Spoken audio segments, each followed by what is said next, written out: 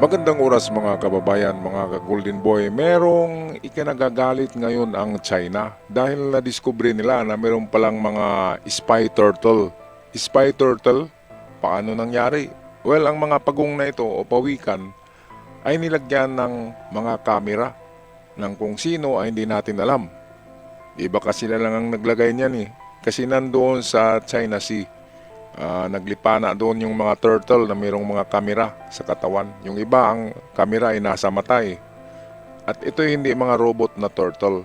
Ito yung mga live sea turtle na talagang nilagyan ng mga sensor at kamera. At ang sabi ng China ay mayroon daw nag-iispiya sa kanila. At pinagmanmanan ang kanilang mga submarino kung saan naka-deploy yung mga submarino. Kasi ang China ngayon ay mayroong napakaraming submarino. Mas marami pa yata sa submarino ng Amerika. Pero ang sa Amerika naman ay mga doomsday submarine yun Kumpleto yun. At pwedeng isang taon na nasa ilalim ng karagatan yun, hindi umaahon. Kasi mga nuclear submarine, doomsday submarine, lulan ng mga doomsday missile. Kaya tinatawag siya na doomsday submarine. Yun ang sa Amerika. Itong sa China naman, ewan ko lang kung anong mga lulan yan. Baka mga pansit, kanton, ramen at kung ano-ano pa, di ba? Mga maling ang laman ng mga submarino na yan. Merong ang submarino sa China na sumabog nahati, di ba? Kasi alam naman natin ang materialis ng China ay napakarupok, napaka-class B. Kaya kahit na marami ang kanilang submarino kaysa Amerika, hindi yan nakukuha sa quantity. Nakukuha yan sa quality kasi nasa ilalim ng karagatan. Kunting leaking lang ng mga submarinong inchik ay matatapos ang buhay ng kanilang mga crew. Hindi kagaya ng US na talagang tested yung mga submarino.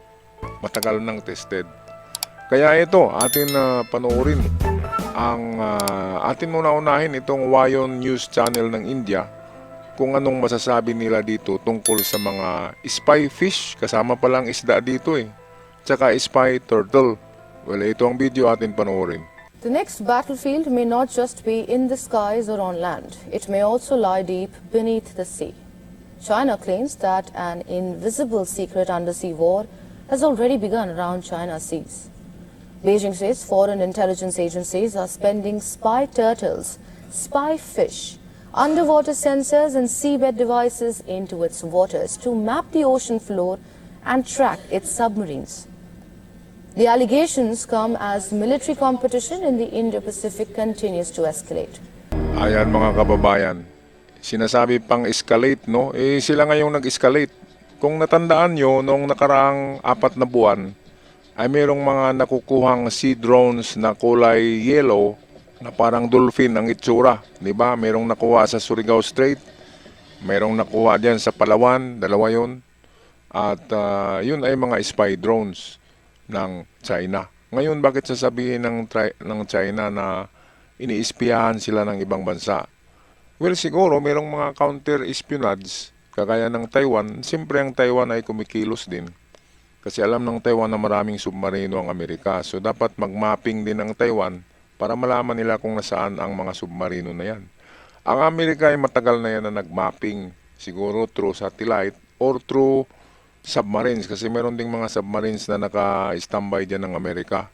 Well, pangatlong bansa na pwedeng suspect natin ay Australia kasi ito'y kalaban talaga ng China.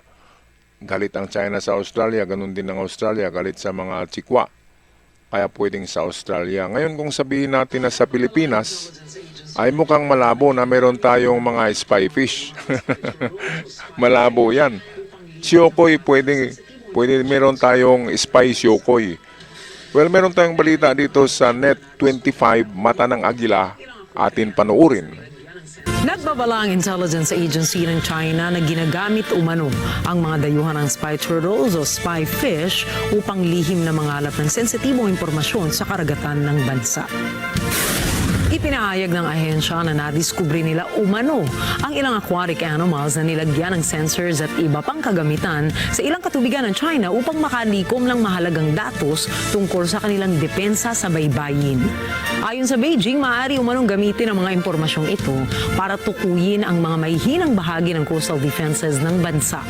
Bukod rito, sinabi rin ng ahensya na gumagamit umano ang ibang bansa ng iba pang underwater surveillance technology gaya ng sensor-equipped buoys at solar-powered wave gliders na gayang o kayang mag-monitor ng aktibidad sa karagatan.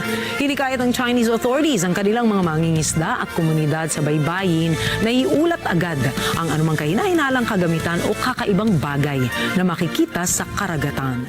At dahil dito mga kababayan ay nagbigay na ng pabuya ang Chinese government sa sinumang makapulot, makakuha, makadiskubre, makabingwit, makalambat ng mga spy fish at spy turtle. Well, mayaman ka dahil 55,000 pounds. So, ang 55,000 pounds ay nasa ano yan $56,000. So, nasa 2 million, di ba? Halos 2 million or 2 million pesos ang itong reward money para sinumang makapulot, makapagbigay nito sa pamahalaan, itong mga spy fish at spy drones. Well, kung pag-espionage pa naman ang pag-usapan, kung ang pag-iispiya, ang China ang number 1 sa pag-iispiya. Kasi dahil kahit nga Pilipinas na ano lang na mahirap lang na bansa, di ba? Pinag-iispiyahan nila. Ang dami-daming mga gadgets na nahuli noon na nag-iispiya sa Pilipinas. So ang China, walang pili yan. Kahit sinong bansa siguro sa daigdig na gusto nilang sakupin ay pinag-iispiyahan nila yan. Ngayon, ang masasabi ko lang dito ay kung sinong pumuputak, sinong nagpuputak na manok, ay siyang nangingitlog, di ba? Bago mangitlog yung manok, nagpuputak muna Kaya ang China nagpuputak, ibig sabihin, sila yung number 1 na merong mga spy fish at spy drones. Anong masasabi niyo dito mga kababayan tungkol sa sinabi ng China na ang ibang bansa daw na kalaban nila ay iniispiyahan sila gamit ang mga isda, gamit ang mga pagong sa dagat, gamit ang mga buya, gamit ang mga kahit ano daw, kahit daw mga corals ay ginamit na rin, nilagyan na rin ng mga kamera. Kaya kung ano-ano na lang naiisip sila klarong-klaro na spy drones yung ginamit nila yung nasa litrato na nakuha sa Masbate, meron ding nakuha sa Surigao meron ding nakuha sa Palawan. So merong 3 na ganitong parang dolphin na itsura na spy drones ng China. Tapos yung nahuli nila, mga nakakabit lang yun sa nakakabit lang sa mga turtle na kamera, nakakabit sa isda. So pwedeng ano lang yun pwedeng scientific lang yun. Pang scientific research lang yun. Kasi hindi naman robot yung mga pagong. Hindi yun babalik Paano babalik yung mga pagong? May mga isip yun Hindi yung babalik kung sino mang naglalagay ng kamera, hindi yung babalik doon. Kaya hindi pwedeng sabihing spy turtle ang may kamera na pagong dahil ginagamit yan for scientific research sa karagatan. Nilalagyan talaga yung mga hayop. Kahit ngayong mga dolphin may mga dolphin na mayroong mga kamera. Yung National Geographic ang nagpauso niyan Alright mga kababayan, mga ka-Golden Boy, anong masasabi nyo dito sa spy fish, spy turtle? At kung kahit starfish siguro ay pwedeng spy din, di ba? Pati siguro yung yung jellyfish pwedeng spy fish. Naku mga kababayan, na praning ng China. Paki-comment na lang sa ating comment section. Ako'y magpapaalam na at huwag kalimutan mag-subscribe sa ating channel. Malaking tulong at sa aking avid followers. Maraming salamat. Hanggang sa muli, paalam.